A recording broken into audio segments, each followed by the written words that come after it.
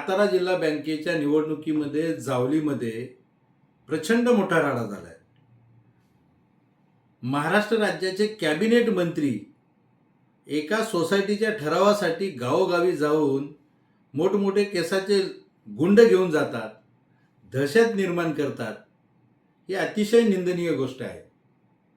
आपण पाहत असाल ज्या व्हिडिओमध्ये मंत्र्यांच्या समोर हा राडा चालू आहे आणि ज्या जावली तालुक्याने तुम्हाला 3 वेळा आमदार केलं, मंत्री केलं, त्याच जावली तालुक्यातल्या जनतेवरती आपण दहशत निर्माण करण्यासाठी बाहेरून माणसं आणता.